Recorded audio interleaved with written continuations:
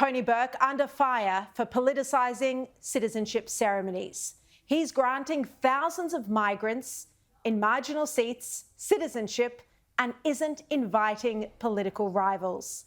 Tony Burke is now facing allegations that these votes could swing the outcome of the election.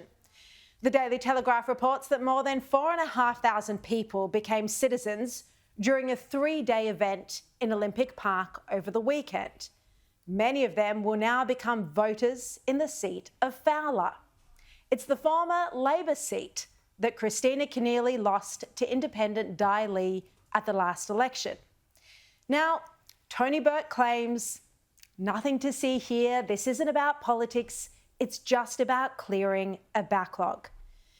But if that's true, then why wasn't the local MP, independent Dai Lee, invited to the ceremony as she's meant to be? According to the Ministerial and Citizenship Code, local MPs need to be invited to these ceremonies. Instead, the Labor candidate, Tu Lee, who wants to win the seat back from Dai Lee, was there welcoming new citizens. Well, I can tell you Dai Lee was ropeable about this today. The Telegraph's reported, and what I've been told as well, which is in line with what they've reported, that you were told that you were welcome to attend the Homebush ceremony. No, you were welcome to attend. That wasn't said to you. There was nothing mentioned about the Homebush ceremony, Kieran. That's what I'm saying. And to me, this is just, I cannot believe it. I'm really shocked. Nothing was mentioned. And she even accused the Albanese government of lying. We asked the PM, are they covering up something here? Is something happening here that they're not being very transparent with the community, with the public? Are they desperate? Are they covering something up? Because I can tell you a lot of the things are not adding up. And the things that the minister have said about me boycotting, that is absolutely false. And that is a blatant lie. Shadow Home Affairs Minister James Paterson, who'll come on the show tonight, he said this amounts to a serious breach. What we've learned today in Senate estimates is a couple of things. Number one, it's only metropolitan councils that have been prioritised for their constituents to have this express citizenship granted, not regional councils. So if the minister is true to his word that this is about providing people with the right to vote before an election, why do residents in metropolitan seats have that right but not residents in regional seats? The Albanese government this morning blocked him from asking questions about this scandal in Senate estimates, but he finally grilled officials this afternoon.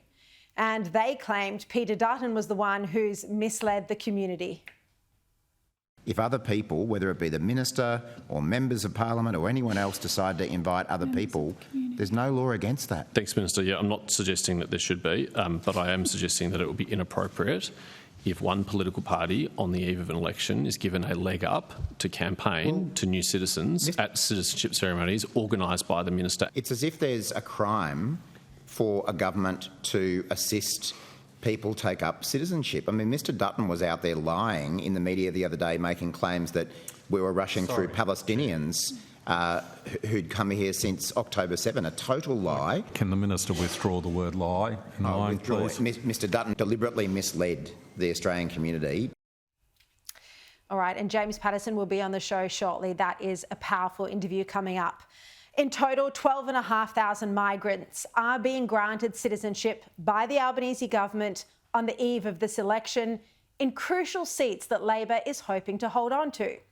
As Peter Dutton said at our summit on Thursday, there could be only a few hundred votes between an outcome in some of these marginal electorates.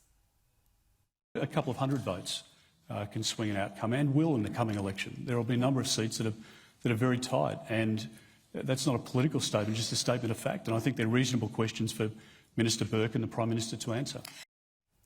Now, Tony Burke can spin this however he likes, but the fact is he's rushing through new voters in marginal seats ahead of a tight election. Freshwater polling in the Financial Review today shows that Labor's primary vote is 31%. The Coalition's is sitting at 41%. And on a two-party preferred basis, the Coalition has opened up a 52% to 48% lead on Labor. Political editor Phil Curry writes, that this lead is its biggest since the last election and one that significantly increases Peter Dutton's prospects of forming a minority government.